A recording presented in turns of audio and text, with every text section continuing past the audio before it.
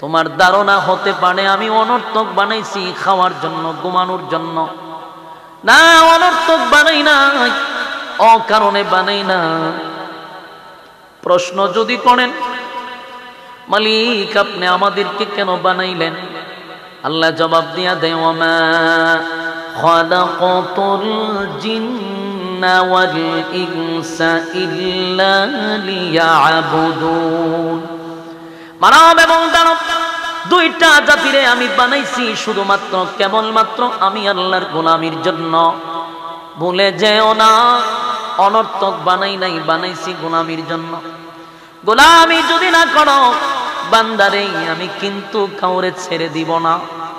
আমার খাইয়া আমার পয়রা আমার জমিনে তাইকা তুমি আমার গোলামি করবা না, যেমনে মনে চাই এমনে চলবা।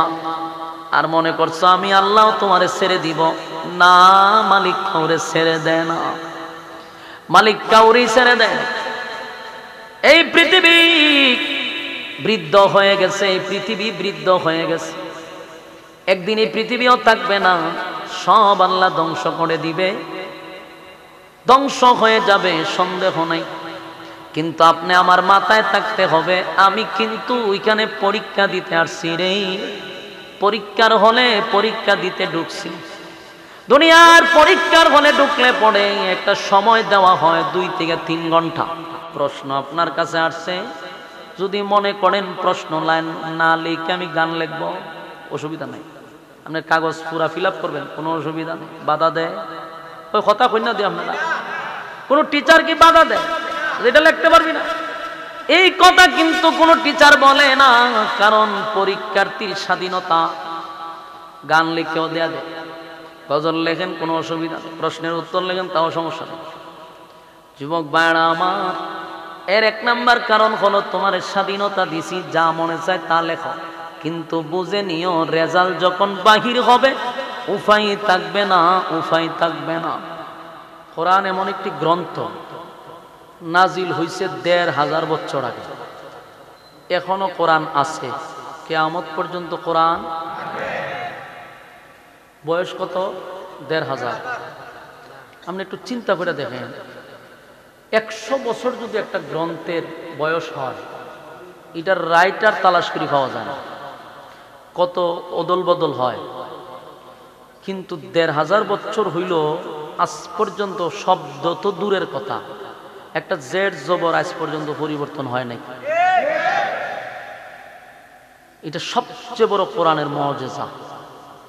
একটা অক্ষর নক্তা পর্যন্ত এদিক সেদিক হয় না। তার কারণটা কি জানেন? তার কারণ হলো কোরআন মানুষের হাতে না। কোরআনের হেফাজতের দায়িত্ব নিছে কে? আল্লাহ নিছে। মনে করেন, ধৈর্য নেন, যদি আল্লাহ কোরআনটা মানুষের হাতে দিয়া দিত, বলে পৃথিবীর রাজা এবং বাদশাদের হাতে দিয়া দিলাম, তোমরা নিয়ন্ত্রণ করো, তাহলে 2024 সালে আজকের দিনে বিসমিল্লাহর বা তালাশ করে পাইতেন? আমার তো মনে হয় না যে বাটাও থাকলো, নইলে এটা গায়েব হয়ে যেত। গায়েব হইতো কিভাবে? কারণ মানুষের হাতে। একজন বাদশায়া বলতো কোরআনের মধ্যে যেহেতু সুদের আয়াত আছে, এটি থাকলে সমস্যা, উঠায়া দাও। তো বাদশা যদি উঠায়া দাও, রাখার ক্ষমতা আছে, দিত উঠায়া। আরেক বাদশায়া হয়তো ঘুষের আয়াত থাকলে আমাদের সমস্যা, যেহেতু আমাদের কর্মচারীরা ঘুষ খায় অভ্যস্ত, এই আয়াত থাকলে তো আমাদের ইজ্জত যায়, উঠায় দাও, উঠায় দাও। বাদশার অনুমতি, রাখার ক্ষমতা আসেনি, দিছে উঠায়। কিছুদিন পরে আরেক বাদশায়া হয়তো জিহাদের আয়াত তো মারাত্মক, এটা তো ভয়ঙ্কর, তাড়াতাড়ি উঠায় দাও। বাদশা কইছে রাখার ক্ষমতা আসেনি, শেষ, জিহাদের আয়াত শেষ। কিছুদিন পরে আরেক বাদশায়া বলতো নামাজের আয়াত থাকলে আমরা নেতারা নামাজ পড়তে হয়, আমরা তো অনেক সময় নামাজ পড়ি না, ইজ্জত সম্মান লইয়া টানাটানি, নামাজের আয়াতটা উঠায় দাও, দিছে উঠায়। আরেক বাদশা কইব ফরদার আয়াত থাকার দরকার না, ফরদার আয়াত উঠায় দাও। উঠায়া দাও, উঠায়া দাও করতে করতে 2024 সালে যদি আম্মাজান হাসিনায় কুরআন পাইতো, তো হয়তো বিসমিল্লাহর বাড়াও বাদ দিয়া দাও। বাস্তব না বাস্তব? বাস্তব। আপনারা আর একটা বাস্তব দেখায়, আমরা যে পার্শ্ববর্তী দাদা আছে, এই দাদার দেশে কিন্তু কয়েক বছর আগে কোরআনের 26টা আয়াত উঠায় দেওয়ার জন্য এরা অনেক চেষ্টা করছে। বলুন তো এরাদেরকে আল্লাহ অনুমতি দিছে? এরা তো কোরআন দিছে। অনুমতি না দেওয়ার ভরসায় 26 আয়াত উঠাই দিত। আর যদি এরা তো কোরআন থাকতো বাপ হইতে নিতু গায়ে। এটা হলো চিরসত্য। এই জন্য আল্লাহ কয় নাজিল করছি আমি, হেফাজতের দায়িত্ব নিছি, কথা হয় না। আল্লাহ কোরআনে বলেন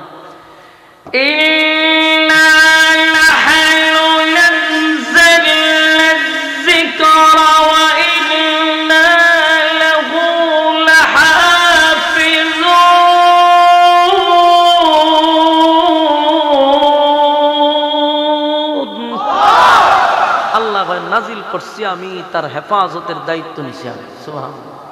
তো হেফাজত কেমনে করলো? হেফাজতটা করলো কেন? এই যে আপনারা সামনে এখন আমি ফাগরি পড়াইছি 10 জন ছাত্রদেরকে, এরা হইল জিন্দা কোরআন। বলুন এরা কি কোরআন? জিন্দা কোরআন। কোরআন খায়, কোরআন ঘুমায়, কোরআন কথা হয়। এদের সিনার ভিতরে 30 পারা কোরআন। এরা হইল জিন্দা কোরআন। এই জন্যই জিন্দা কোরআন যতদিন থাকবে কোরআনের হেফাজত আল্লাহ জিন্দা কোরআন দিয়া করবে। সুবহানাল্লাহ। এই জন্য পৃথিবীর থেকে কোরআন মুছতে পারবে না। কেমনে করবে? আপনি কোরআন ফুইরা দিবেন, অসুবিধা নেই, কাগজের কোরআন ফুইরা দেন, কিন্তু জিন্দা কোরআন যা আছে পুরা 30 পারা কোরআন। এমনও ছাত্র বাংলাদেশে আছে এক বসাতে সূরা ফাতিহা থেকে সূরা নাস এক বসাতে আপনাকে শোনাই দিবে। এরকম হাফেজ বাংলাদেশি আছে। তাহলে কোরআন উড়াইবেন কেমনে? পারবেন? জাহাঙ্গীর সাহেব আজকে উল্টা পাল্টা করে লেছেন, আপনি আজকে উল্টা পাল্টা করে লেছেন। ও সম্মানিত সুধী, তাহলে আমরা সেই কোরআন থেকে কথা শোনার জন্য আসছি। কোরআনে কোনো ভুল আছে? কথা হইনা দি, ভুলও নাই, সন্দেহ নেই। আমার কথা না আল্লাহর কথা? আল্লাহ নিজে বলেন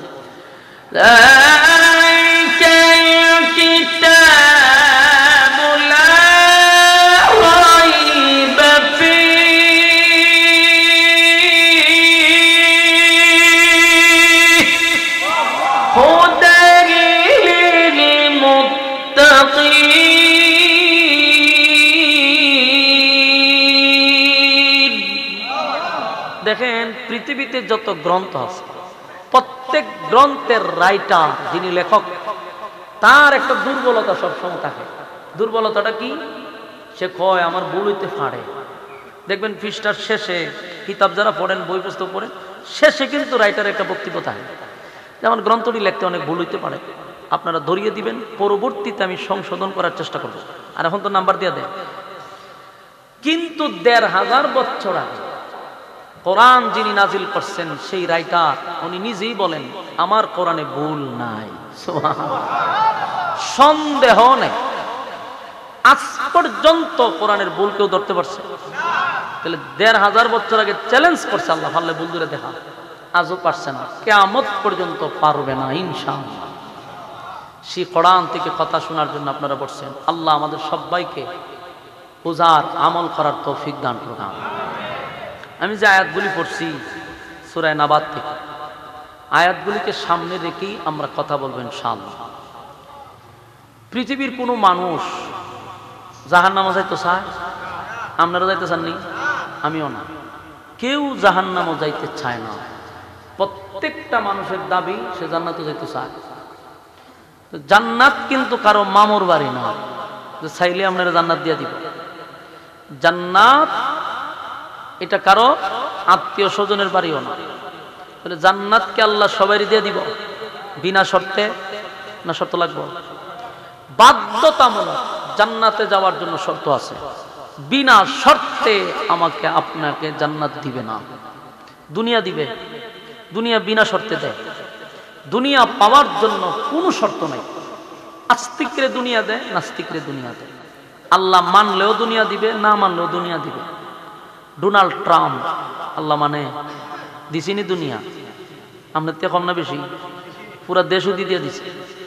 তাহলে বোঝা গেল দুনিয়ার জন্য কোনো শর্ত নাই।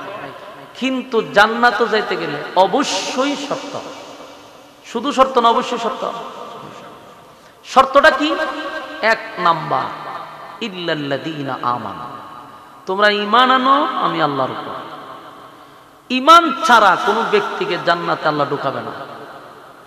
ইন্নাল্লাযীনা আমানু ওয়া আমিলুস সালিহাতি কানাত লাহুম জান্নাতুল ফিরদাউসি নুজুলা। আল্লাহ কয় যারা ঈমান আনছে, নেক আমল করছে, এদেরকে জান্নাতুল ফিরদাউসের মেহমান আমি বানাবো। এনে শর্ত কি? ঈমান।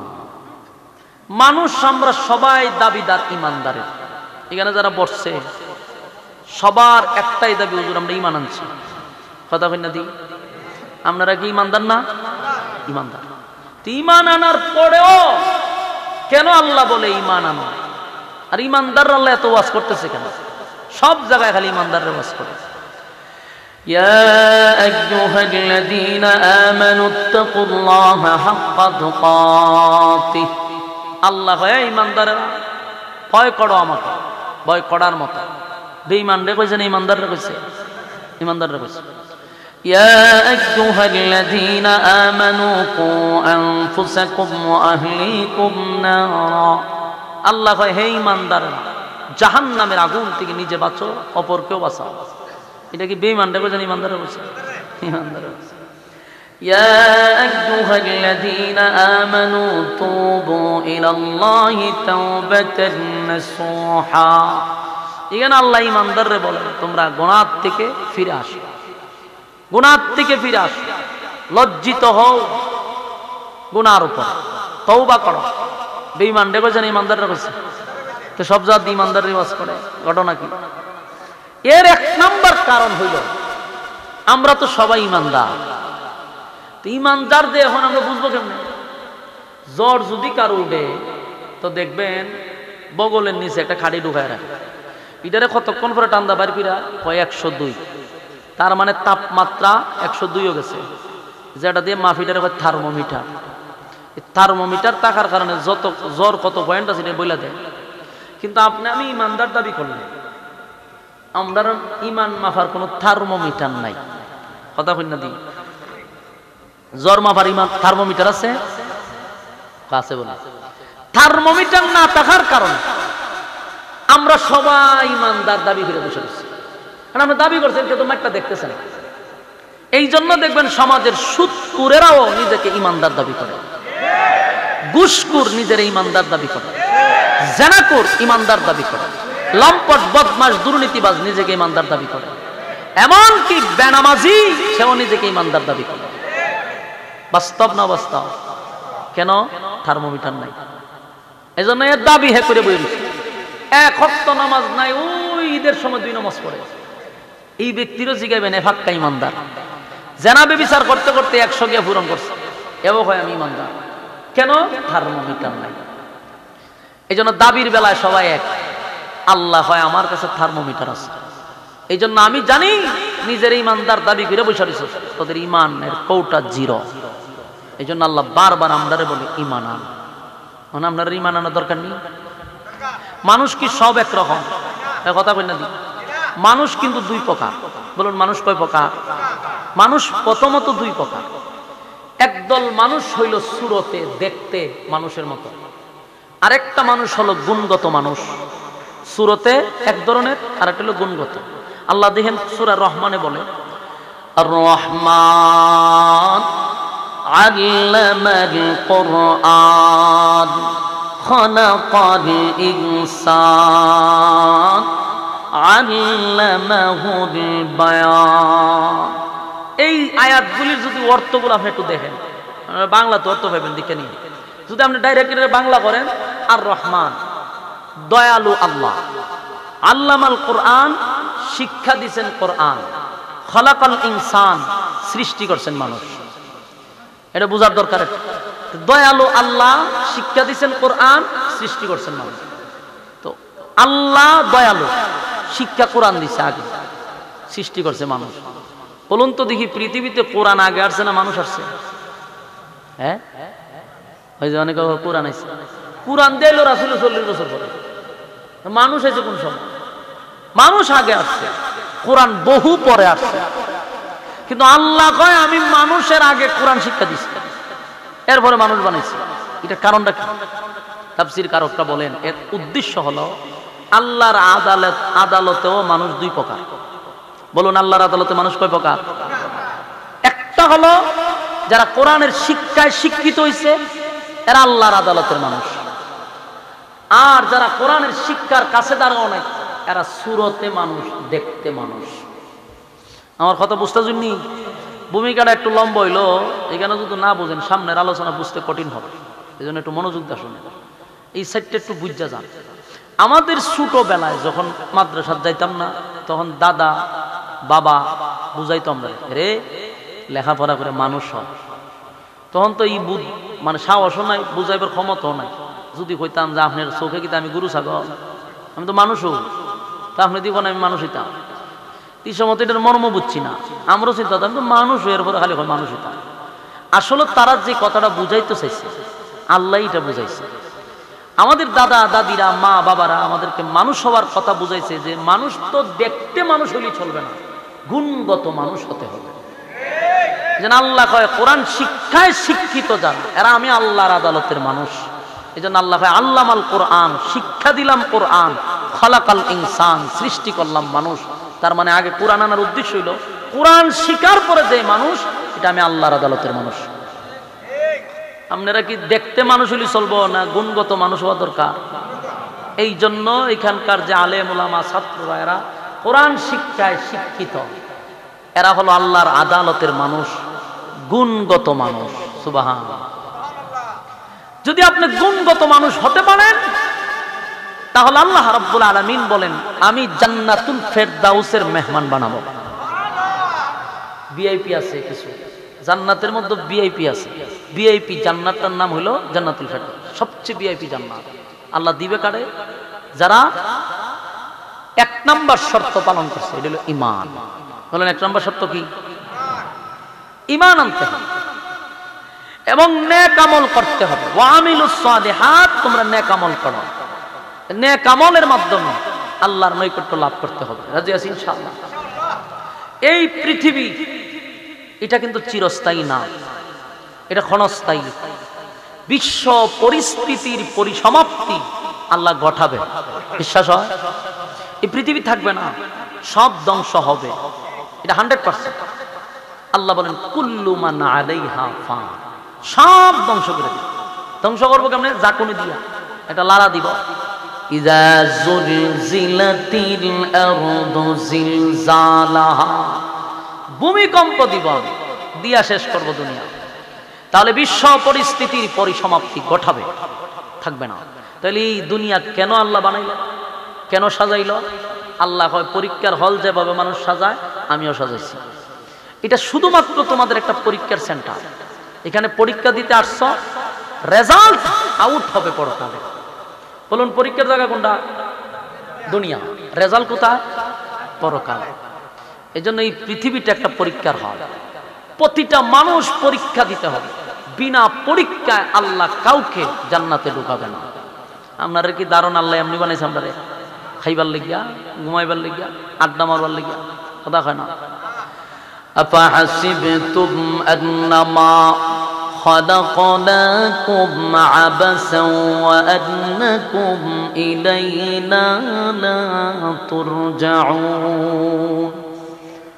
রব্বে কারীম বলেন অনর্থক আমি বানাই নাই, অকারণেও বানাই নাই, নিষ্প্রয়োজনে বানাই নাই। বান্দারে তোমার ধারণা হতে পারে আমি অনর্থক বানাইছি খাওয়ার জন্য, ঘুমানোর জন্য। না, অনর্থক বানাই না, অকারণে বানাই না। প্রশ্ন যদি করেন মালিক আপনি আমাদেরকে কেন বানাইলেন, আল্লাহ জবাব দিয়া দেয় ওয়ামা খালাকাতুল জিন্না ওয়াল ইনসা ইল্লা লিয়াবুদুন।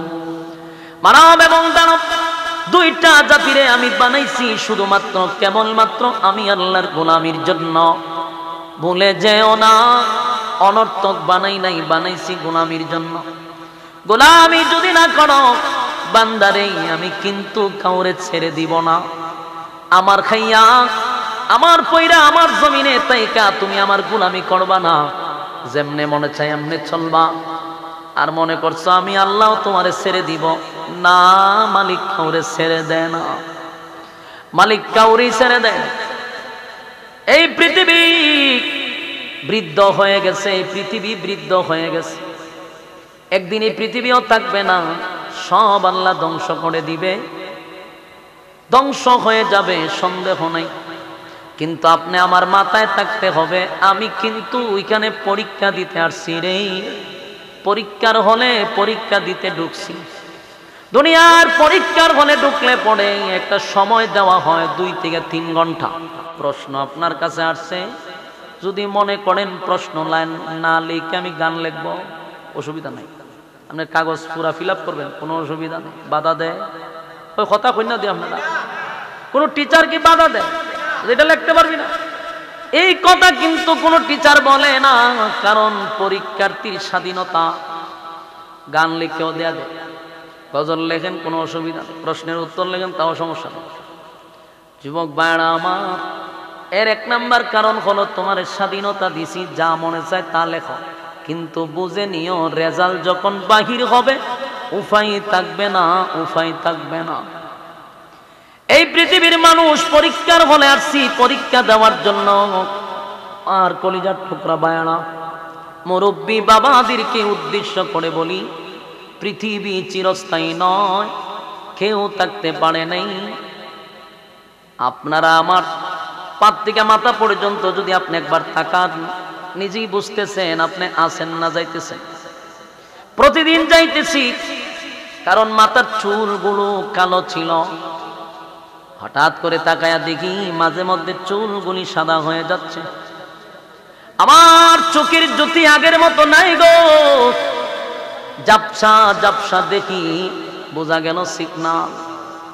দাঁতগুলা লড়াচড়া করে সিগনাল, চামড়াগুলি ঢিল হয়ে গেছে সিগনাল, শরীরটা দুর্বল হয়ে গেছে সিগনাল।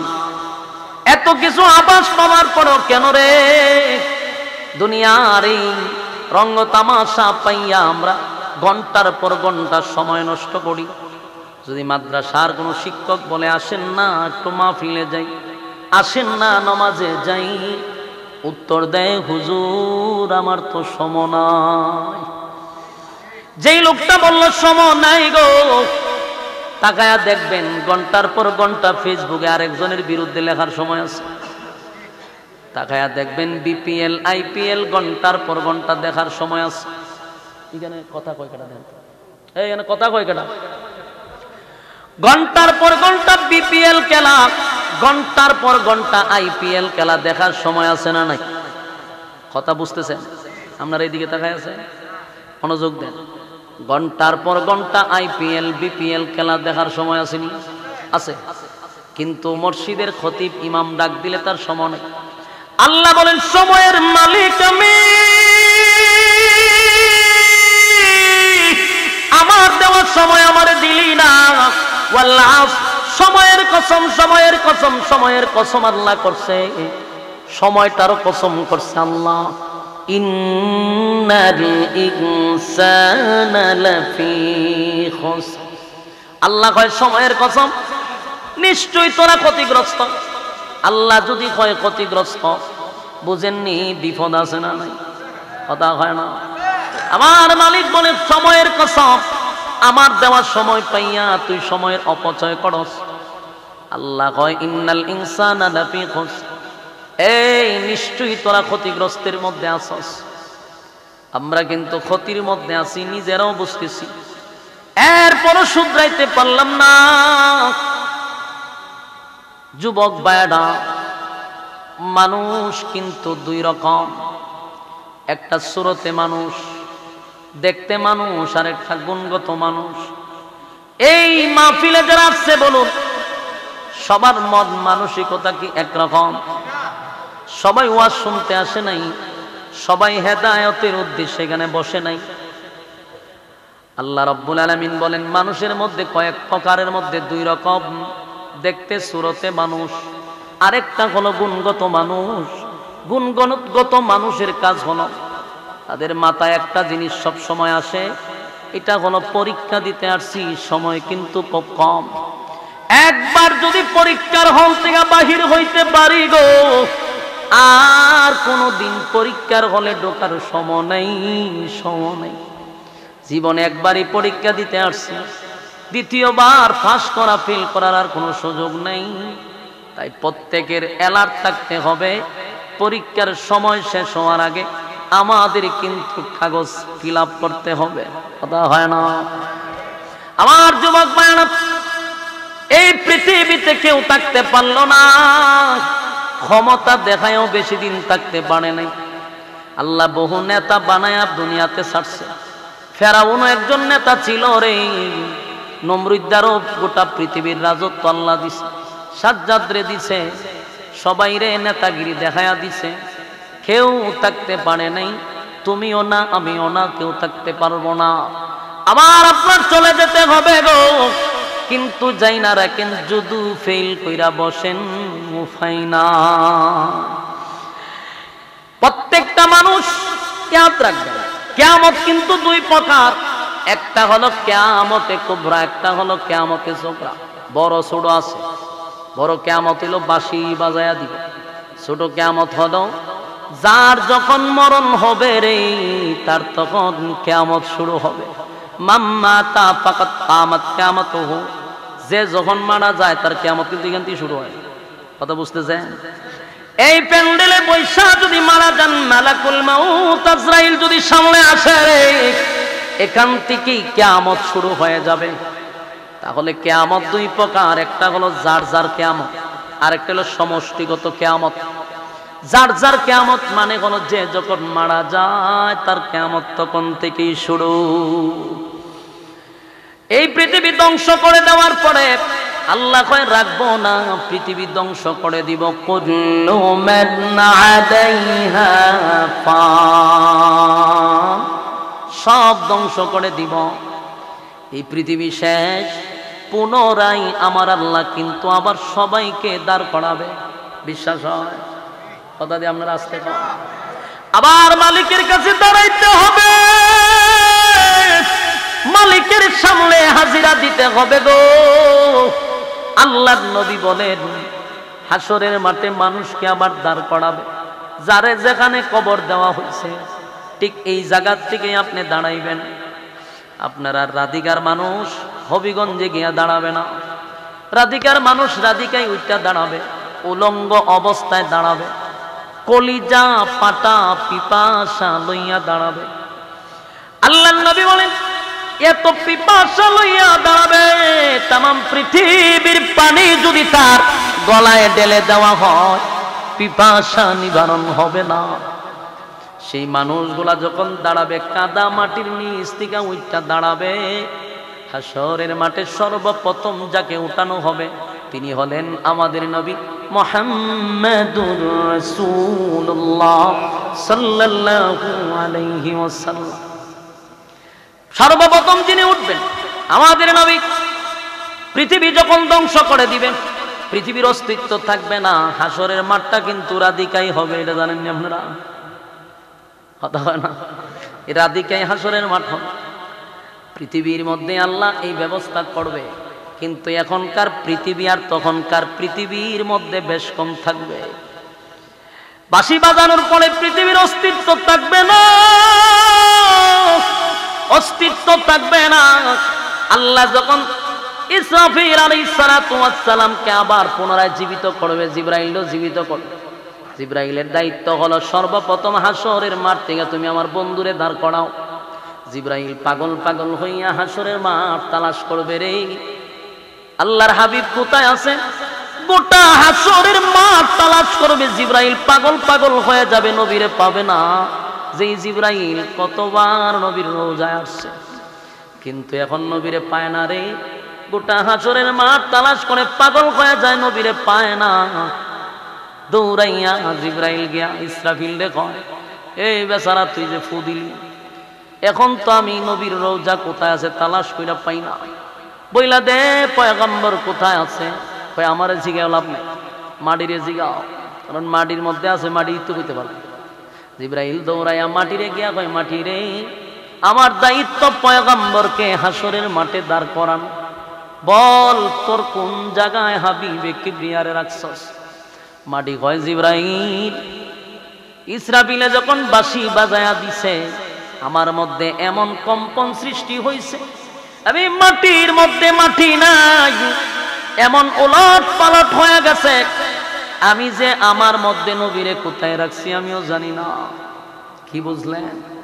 জমিনের মধ্যে এমন জাল জ্বালা শুরু হয়েছিল, মাটি নিজেই কয় আমার মধ্যে আমি নেই, পয়গম্বর কোথায় আছে আমি জানি না। এবার আওয়াজ আসলো, জিবরাইল রে, গোটা হাসরের মাঠে তালাশ করলে নবীরে পাইবা না। নবীর রওজা যেখানে আছে অবশ্যই সেখানে একটা নূরের আলো জ্বলতেছে, এই আলো দেখে বুঝতে পারবা এখানেই আমার নবী আছে। সুবহান।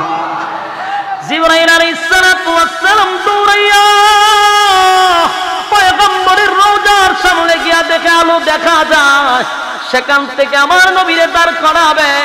তবে শুনেন শুনেন, হাসরের মাঠে যারা উঠবে সব কিন্তু উলঙ্গ অবস্থায় উঠবে, কারো কাপড় থাকবে না, উলঙ্গ অবস্থায় কাদা মাটি থেকে মানুষ দাঁড়াবে। কিন্তু আমার আপনার নবীর আল্লাহ উলঙ্গ অবস্থায় উঠাবে না। আল্লাহ বলে, জিবরাইল আমার বন্ধুরে জান্নাতি কাপড় পরিধান করাইয়া আজকে হাসরের মাঠে উঠায়া দাও। পয়গম্বরকে জান্নাতি পোশাক পরিধান করাইয়া সেদিন আমার নবীরে দাঁড় করাবে। হাসরের মাঠে সর্বপ্রথম যিনি দাঁড়াবেন তিনি হলেন আমাদের নবী মুহাম্মাদুর রাসূলুল্লাহ। জুরে কোন সাল্লাল্লাহু আলাইহি ওয়াসাল্লাম। আমার যুবক ভাইরা, আমার নবীরে দাঁড় করাবে, বাকি সবাই কিন্তু কাপড় ছাড়া। আম্মা জান আয়েশা জিজ্ঞাসাও করছে, নবী আল্লাহর পয়গম্বর আমরাও কি খাতারি থাকুন? নবী কহ, আম্মা জান কয়, সর্বনাশ, এত লজ্জা রাখি কোথায় গো? পয়গম্বরের বিবি হই হাসরের মাঠে উলঙ্গ অবস্থায় দাঁড়াবো, এই লজ্জা কোথায় রাখি? আল্লাহর নবী কয়, আয়েশা গো, যেমনটা ভাবছো তেমনটা না। হাসরের মাঠের অবস্থা তখন এরকমটা থাকবে না, মানুষের মধ্যে মানুষ থাকবে না। মানুষ যে দাঁড়াবে, মানুষ যে আকাশের দিকে উপরের দিকে তাকাইব, 50,000 বছরের ভিতরে তা একবার নিচেও তাকাবে না। ভয়ে আতঙ্কে মানুষ নিজের মধ্যে কি আছে দেখার সময় নাই। সে কি কাপড় পরছে না কাপড় ছাড়া নিজেরই তো সে একবার দেখবে না, আবার অন্য দিনের দিকে তাকাইব, এই সময় নেই। হাসরের মাঠে কেউ কারো হবে না, সবাই ইয়া রাব্বি নাফসি নাফসি নাফসি নাফসি নাফসি করবে। কেউ কারো হবে না, কেউ কারো হবে না। আপনার মধ্যে অনেকের ধারণা থাকতে পারে ফিরদৌসি যেহেতু ফিরের লেজো দুইরা জান্নাতে যামুগা। হাই রে বাংলার মানুষ, সব বুঝলেন, এটা কেন বুঝলেন না? ফিরের লেজো দুইরা যদি জান্নাতে যাওয়া যাইত, তাহলে বাংলাদেশের সব বেনামাজি, সুৎকুর, ঘুষখোর, লম্পট, বদমাশ, ভণ্ড পীরের লেজো ধরে জান্নাতে চলে যাইত। কিন্তু এটা কি সম্ভব? আল্লাহ বলেন, ইয়াউমা ইয়াফিরুল মারউ মিন আখিহি ওয়া উম্মিহি ওয়া আবি ওয়া সাহিবাতিহি ওয়া বানি। কিয়ামতের ময়দানে মা সন্তানের পরিচয় দিবে না, সন্তানের পরিচয় মা দিবে না। নিজের সন্তানকে নিজেই তো দেখবে, এরপরও বলবে আমি বিয়েই করছি না, দুনিয়াতে আমার কোনো ছেলে ছিল না, আমার কোনো মেয়ে ছিল না। মা সন্তান অস্বীকার করবে, বাবা তার সন্তানকে দেখলে বলবে না আমার কোনো ছেলে ছিল না। আল্লাহর পয়গম্বর বলেন, সাহাবীরা রে, মনে করছো বাবা তার সন্তানকে চিনবে না? অবশ্যই চিনবে, ভালো ভালো ভালো করে চিনবে। পরিচয়টা কেন দিবে না জানেননি? যদি আমার ছেলে আমার কাছে একটা নেকি চায় গো, আমি আমার ছেলেরে কোথা থেকে একটা নেকি দিব? এ ব্রাহ্মণবাড়িয়ার মানুষ, আল্লাহ আমাদেরকে বিবেক দিছে রে, আল্লাহ আমাদেরকে বুঝার মতো ক্ষমতা দিছে। বালিশের সঙ্গে মাথা লাগাইয়া আবারও কথাগুলি রিপিট করবেন। আল্লাহ বুঝার মতো ক্ষমতা দিছে। যেখানে মা সন্তানরে একটা নেকি দিতে চায় না, বাবা তার সন্তানরে একটা নেকি দিতে চায় না, স্ত্রী যেই বিবির জন্য ব্রাহ্মণবাড়িয়া শহরে গিয়া দোতলায় ফ্ল্যাটে থাকছেন, আর বিবিরে খুশি করার জন্য বৃদ্ধ মা বাবাকে গ্রামে রাইখা আরামায়েশের জন্য বিবির পরামর্শে আপনি শহরে বাড়ি করছেন, বিবিরে খুশি রাখার জন্য মা বাবার চোখ দিয়া পানি জড়াইছেন, এমন বিবিরে আপনি হাসরের মাঠে আপনার পাশে পাবেন না, কেউ কারো হবে না। একটা নেকির জন্য আপনার মা পরিচয় দিবে না। আজকে আমার এই মাহফিলে কত মানুষ তার কানে কিন্তু আওয়াজ যাইতেছে, এরপরও ঘর থেকে উঠে না, ঘর থেকে লড়ে না। সেদিন ওই ব্যক্তিগুলা আফসোস করে বলবে, হায় আফসোস, হায় আফসোস, হায় আফসোস, ঘরের ভিতরে বৈশা বৈশা শুধু মোবাইলে টিপলাম, বৈশা বৈশা গল্প করে কাটায়া দিলাম। যদি ওই মাদ্রাসার মাঠে আমি গভীর রজনীতে একটু বসতে পারতাম, সেখানে বৈশা যদি কোরআনের কিছু নসিহত শুনতাম, একটা আয়াত যদি শুনতাম, একটা অক্ষরে 10টা করে নেকি আমার আমল নামায় ঢুকতো। কিন্তু মোবাইলে টিপা কয়টা আমল ঢুকলো? বরং গজব করার সম্ভাবনা আছে। প্রতিটা অক্ষরে অক্ষরে 10টা করে নেকি আপনাদের আমল নামায় ঢুকতেছে। আমার যুবক ভাইয়েরা, সেদিন আপনারাই আফসোস করে বলবেন, হায় আফসোস, বাড়ির কাছে ওয়াজ নসিহতের আয়োজন করা হয়েছে, কিন্তু গেলাম না, বসলাম না। দুনিয়ার ব্যস্ততা আমারে পিছু ছাড়ে না, আমারে শুধু ব্যস্ত কইরা রাখে। কিয়ামতের ময়দানে আফসোস করলে 4 পয়সার কোনো দাম আছে? কথা হয় না। আমার যুবক ভাইরা, কথাগুলি দিলের কান লাগায় শুনে, কিয়ামতের ময়দানে কেউ কারো হবে না, কেউ কারো হবে না, এটাকে বিশ্বাস করো। কথা হয় না দি?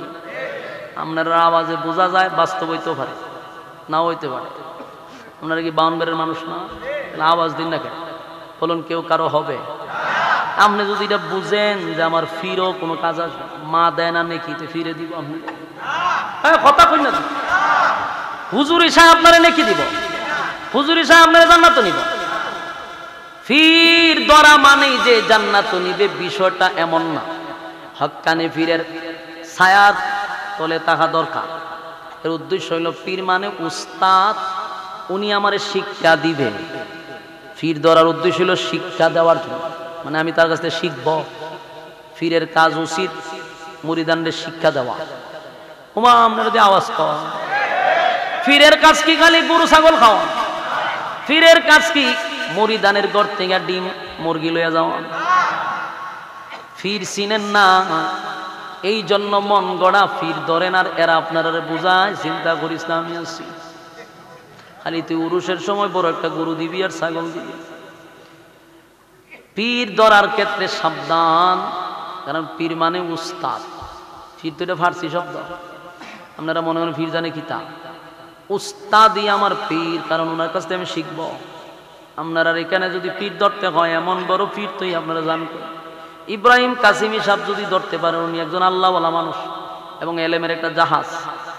এরকম পীর তৈয়া হুজুরি শাহ ধরেন, হ্যাঁ, আইজন বাবা ধরেন, কীর্তন বাবা ধরেন, জড়া বাবা ধরেন, দইরা দইরা চিন্তাত পালায়া দেখ, চিন্তা করিস না আমি আছি, জান্নাত তুলে যাবো। হ্যাঁ, পীরের অস্তিত্ব থাকবে আসরের মাঠে। কথা হয় না? আমরা দেশ থেকে এগুলা যতদিন না গেছে, ততদিন ওয়াজ নসিহতে কি ফায়দা হইব? আমার তো অনেকেই কয় যে আপনি এগুলো না বললে হয় না। আমি বলি আমার মিশন এটা, আমার কাজ এটা, কারণ শিরিক বেদাত দূর করতেই হবে, এই ব্যাপারে কথা বলতেই হবে। বলবেন না তো আপনি বুবা শয়তান। আমার দেশের মানুষ শিরিকে লিপ্ত, মানুষ ডাইরেক্ট জাহান্নামে যেতেছে শিরিক করতে করতে। আপনি যদি ওয়াজ বেশি বেশি না করেন, মানুষের চোখ কান খুলবে কোন সময়? যেন বলতে হবে তো, হয় আপনি একটু কমায় হতে হয় এডি কন। আমি জ্বালায় কই, এমনি কই না। আমি এই জায়গার জন্ম নিয়ে আইছি, আমি নিজের চোখকে দেখছি, আমার জন্ম এদের মাঝখানে। আমি একটা দ্বীপের মতো, চতুর্দিক দিয়া শিরিক বেদাত। আমি একটা জায়গাতে আছি, এখান থেকে তো আমার জন্ম হয়েছে। আমি তো জিনি কোন সেক্টরে এরা শিরিকে ঢুকতেছে। আস্তাগফিরুল্লাহ, যদি দেখতেন, আমি নিজের চোখে দেখি, বেড়া বেড়ি সব একসাথে পীরের ভাও সুমায়, আমি নিজে দেখছি। কোনো পর্দা বলতে নাই। আপনাকে আমি তো বেশি কররা করে বলি, এই জন্য আমার কথা অ্যান্টিবায়োটিক বেশি হয়ে যায়, পাওয়ার সহ্য করতে পারে না। এই জন্য অনেকে আমার প্রতি বিরক্ত। অনেকে কয় আপনার ওয়াজ খুব ভালো লাগে, কিন্তু মাঝে মাঝে আপনি যেভাবে কন এটা খুব বিরক্ত লাগে। মজা লাগলে লাগুক, না লাগলে না। আমার মিশন এটা, আমি চালায় যাব। এবং আমি সংগ্রাম শুধু আপনারা মনে করতেন কিছু আমরা হুজুর আছে খালি মাইকে চিল্লাই, বাস্তবে নাই। আমি বাস্তবে সরজমিনে কাজ করি, আমি কাজ করতেছি এবং উপস্থিত থেকে সরজমিনে আমার দেহ দিয়ে আমি কাজ করি। খালি মাইকে চিল্লাই এমনটা না, বরং মাইকের থেকে আরো বেশি প্রতিবাদ করি সরজমিনে থেকে। এই জন্য মিশন থাকতে হবে, বেদাত দূর করতে হবে। যা দেখি আমি আপনারা আশ্চর্য হবে। এই জন্য আমি আপনাদেরকে বলি এই ব্যাপারে সজাগ থাকা দরকার, কথা বেশি বলা দরকার, বলতে হবে। মানুষ কি পরিমাণ শিরিক করে,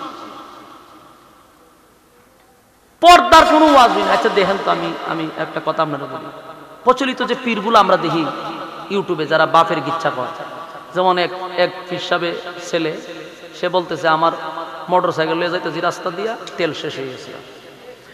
কেন বলতেছি কথাগুলো? আপনাদের তো ভাই ঘুমন্ত ইমান জাগ্রত করার দরকার। আমরা তো সুবহানাল্লাহ হয়ে সিদ্ধিয়ে যান। আমি দেখছি অনেক মানুষগুলো সুবহানাল্লাহ হয়েছে। আরে ভাই, মা আল্লাহ তো আমাদের বুদ্ধি দিছে, মাথা দিছে, মেধা দিছে, আমরা তো গুরু ছাগল না, মানুষ।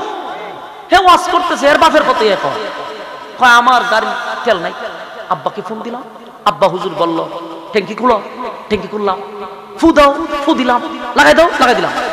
এরপরে গাড়ি চালাইলাম, এক সপ্তাহ পর্যন্ত চালাইতে আছি, শেষ হয় না। চিন্তা করেন এর বাপ কত কামেল ফির। শ্রোতারা সুবহানাল্লাহ কইছে, ঠিক আছে। এরপরে এর বাপে আবার হইতেছে ফুত, এবার ট্যাঙ্কির মধ্যে তেল ঢুকাও, আর না ফাও বেশি দিন চালাইও না। এই যে গাঁজাখুরি কথাগুলি শ্রোতাদের সামনে বলে, শ্রোতারা সুবহানাল্লাহ কইছে তে ফিরে যায়। এগুলা যদি আমরাই শ্রোতাদেরকে সচেতন না করি, শুনতে শুনতে এরা তো আমলে নিব যে সব বনে শুনি মনে কোনো কামেল ফির আছে। অথচ ওই যে এর বাপের কথা কইছে না, এর বাপ ছিল একজন নাম করা গানাদার, নাম করা গানাদার ছিল। কথা বুঝতেছে?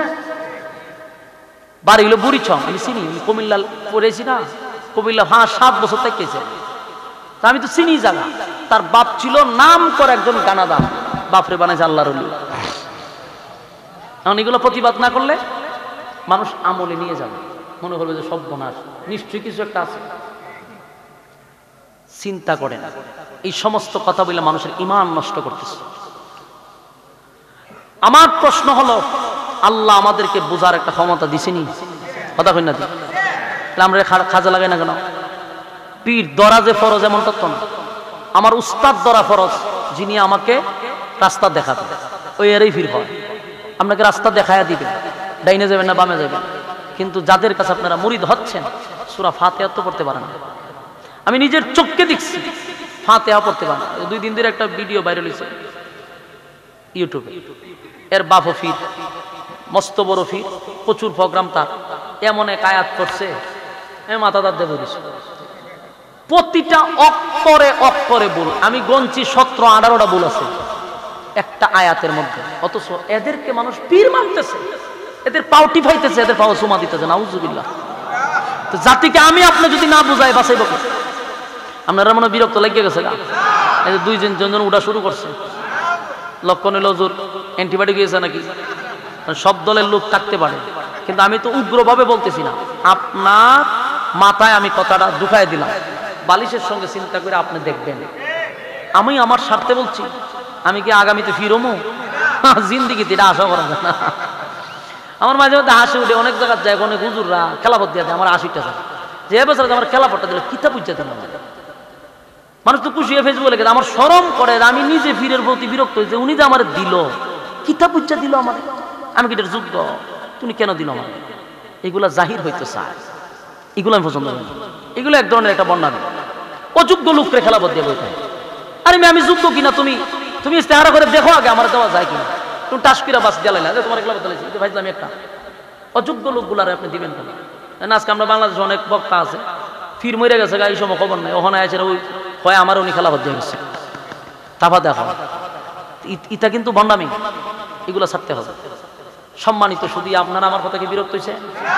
আমি কোন জায়গা থেকে গেছি জানেন? হাসরের মাঠ থেকে। কেন? হাসরের মাঠটা কেউ কারো হবে না, শুধু এটাই বুঝাইলাম, সেদিন ফিরেও কাজে আসবে না। কারণ নবীরা, আমার নবী বাদ আদম থেকে নিয়ে ঈসা নবী পর্যন্ত যাদের কোনো গুনাই নাই, নিষ্পাপ নবী, তারা সেদিন আল্লাহর সামনে কথা বলার সাহস তো পাইতেন, কথা বলার সাহসটুকুও পাবেন। আমার কথা কি বিশ্বাস হয়? আমার সাইডে কিন্তু বড় বড় আলেমরা বসা, এরা আমার 14 বার ফরাইয়া দইয়া ছেড়ে দিতে পারবে এমন আলেমরা আমার সামনে পিছনে বয়ে রয়েছে। ভাববেন না যে আমি মন গড়া কথা বলতেছি, কথাগুলি স্পষ্ট, আমাদের বোঝা দরকার। আমাদের বাংলাদেশে কি হক্কানি আলেম কম আছে? কথা বলি, জামিয়াতে আছে, আমাদের শীর্ষস্থানীয় উলামায়ে কেরাম আছে। এরকম আপনার একটা সুসংবাদ আছে, যেটা নিয়ে আমি খুব মাঝে মধ্যে কষ্ট পাইতাম। জাতীয় মসজিদ বাইতুল মুকাররম, নাম শুনছেন আপনারা? প্রায় সময় আমরা ঢাকা থেকে নামাজ পড়ি, গেলেই আমি আফসুস করি, মনে মনে করি আল্লাহ এই দায়িত্বটা যদি খালি মুসামুসির দায়িত্বটা আমি খাইতাম, খালি যখন বলে এটা সম্পূর্ণ আপনার নেতৃত্বে চলবে, পরিষ্কার লেগে।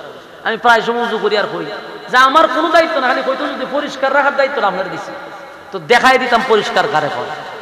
ওই জাতীয় মসজিদের মতো জায়গাটা, ওখানে গাঞ্জর টিকে ঘুমাই থাকে, ওই হিরুন চিড়ে ঘুমাই থাকে, আর বাথরুম এমন একটা পরিস্থিতি, বাংলাদেশের সর্বোচ্চ জায়গা জাতীয় মসজিদ, বাথরুম কোনোদিন আমি বাথরুমে যাইতেছি না, প্রস্রাবখানা বাথরুম উজুখানার দিকে তাকাইলে লজ্জা লাগে নিজের কাছে। কারণ আমরা তো দেশ বিদেশ ঘুরি, পরিবেশ দেখি, পরিবেশ শিখি, এরকম আমরা কোনো সময় আশা করি না। খালি আফসোস করতাম যে আল্লাহ এর চোখ কি বাইতুল মুকাররম পড়ে না? বাইতুল মুকাররম নামাজে গেলে মন বইরা যাওয়ার কথা ছিল, জাতীয় মসজিদ।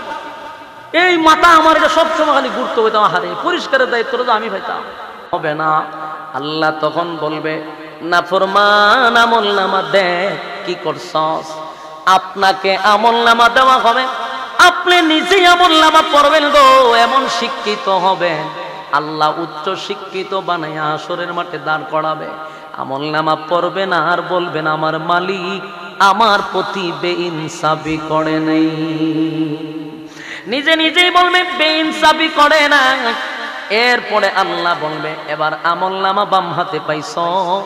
এরপরে আল্লাহ বলেন ইন্না জাহান্নামা কানাত মিরসাদা, নিশ্চয় জাহান্নাম তোমাদের জন্য উট পেতে বসা, উট পেতে বসা। জাহান্নাম কিন্তু জাহান্নামীদেরকে ধরার জন্য উট পেতে বসা থাকবে। লিত্তাগিনা মাআবা, সীমা লঙ্ঘন যারা করছে, সীমা লঙ্ঘন যারা করছে, দুনিয়ার জমিনে মন গড়া জিন্দেগি চালাইছে, ওলামায়ে কেরাম বুঝাইলেও গারতেরামি করছে। আল্লাহ কয় সীমা লঙ্ঘনকারীদের জন্য জাহান্নাম, লাবিসিনা ফিহা আহকাবা, সেখানে যুগের পর যুগ অবস্থান করতে হবে। এই দুনিয়ার কারাগারে গেলে পড়ে বড় ভাই ছোট ভাই থাকতে পারে, উকিল ব্যারিস্টার দিয়ে আপনাকে সাজা কমানো যাইতে পারে, কিন্তু আল্লাহ বলেন যদি জাহান্নামে গ্রেফতার হও উপায় থাকবে না। লাবিসিনা ফিহা আহকাবা, যুগের পর যুগ সেখানে অবস্থান করতে হবে। লা ইয়াযুকুনা ফিহা বারদান ওয়ালা শারাবা, যুগের পর যুগ যেখানে থাকার পরে মানুষের একটা পিপাসা লাগবে, পানি পানি পানি পানি বলে মানুষ চিৎকার শুরু করবে। কারণ 50,000 বছর হাসরের মাঠের একটা পিপাসা।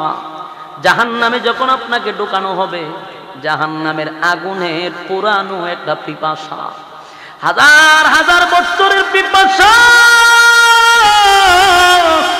মানুষ পানি পানি বলে চিৎকার দিবে গো, আর বলবে আল্লাহ কিছু চাই না, কলিজাটা ঠান্ডা করতে চায়, দেন একটু পানি দেন, পানি দেন, পানি দেন। আল্লাহর নবী বলেন একবার দুইবার নয় গো, 1000 বছর পর্যন্ত শুধু পানির দরখাস্তই চলবে। 1000 বছর পরে আল্লাহ বান্দার সঙ্গে কথা কয় না, ফেরেশতাদের সঙ্গে কথা কয়। ইল্লা হামিমা ওয়া গাসসাকা, আল্লাহ বলেন ফেরেশতারা রে নাফরমান কি চায়, আল্লাহ পানি চায়, পানি চায়, পানি চায়, পানি চায়। ইল্লা হামিমা ওয়া গাসসাকা, দেওয়া হবে পানি। বান্দা যখন পানি চাইবে আল্লাহ পানি দিবে। কেমন পানি গো? ইল্লা হামিমা ওয়া গাসসাকা, দুনিয়ার ঠান্ডা পানি নয়। দুনিয়াতে শীতের সময় দেখবেন টিউবওয়েলের পানি ঠান্ডা, গরমের সময় টিউবওয়েলের পানি দেখবেন ঠান্ডা, শীতের সময় গরম। এই পানি আপনাকে দেওয়া হবে না। ইল্লা হামিমান ওয়া গাসসাকা, রক্ত আর পুজ। আপনাকে আগুন দিয়ে জ্বালানোর পরে যেই পুজ আর রক্ত একটা জায়গায় জমা হইছে, টকবগে গরম পানি, ওই পানিটা সেদিন আল্লাহ পান করার জন্য দিবে। দুনিয়ার আগুন নয়, এটা যে জাহান্নামের আগুন। এই পানি পাওয়ার পরে জাহান্নামীরা মনে করবে আল্লাহ পানি দিছে, পানি দিছে, কলিজাটা ঠান্ডা করি। যেই মাত্র পানিটা পান করবে গো, এটা তো আর দুনিয়ার আগুনের গরম না। পানিটা পান করার সাথে সাথে মুখ সহ, কলিজা সহ, পেটের নারী বুড়ি সব গলে গলে পায়খানার রাস্তায় বাহির হবে। একটা চিৎকার দিয়া বলবে মালিক,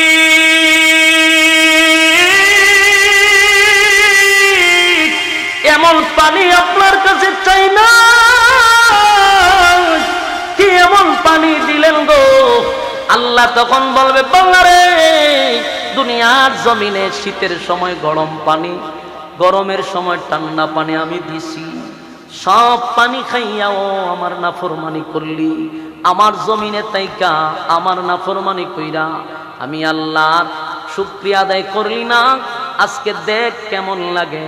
এক তো হলো জাহান্নামের শাস্তি, আর আল্লাহ যখন উত্তর দিবে, এই উত্তরটা হবে তার মানসিক কষ্ট, মানসিক শাস্তি। মানুষ যখন বলবে আল্লাহ কেমন পানি দিলেন, আল্লাহ জবাব দেয় জাযাউ উইফাকা। এখন বুঝো বান্দা কেমন লাগে। এই কথাটা শোনার পরে তার শারীরিক কষ্টের থেকে মানসিক কষ্টটা বেড়ে যাবে। সেদিন নাফরমানের জন্য আল্লাহর কোনো মায়া দয়া থাকবে না। আমার যুবক ভাইরা, শেষ একটা কথা শুনেন। দুনিয়াতে আল্লাহর নাম রহমান, মায়া দয়া বেশি রে। গালি দিলেও বিকালে খাওয়ায়, সকালে গালি দিলে বিকালে খাওয়ায়। কারণ রহমান নামের খাতিরে আমরা মালিকের নাফরমানি করলেও মালিক খাওয়ায় রে। কিন্তু হাসরের মাঠে কোন নাফরমানের জন্য মায়া থাকবে না। আল্লাহর নবী বলেন, তোমরা শুধু আমার মালিকের মায়া দয়া দেখছো, মালিকের আযাব আর গজব দেখো নাই। তাই এখনো সময় আছে, পরীক্ষায় পাস করার দরকার আছে না নাই? দুনিয়া পরীক্ষার হল, পরীক্ষা দিতে আসছি রে। পরীক্ষা যদি ফেল করি, উপায় নাই, উপায় নাই, উপায় নাই। তাই এই মাঠে তাইকা পরীক্ষা দিব। পরীক্ষার সময় খুব কম।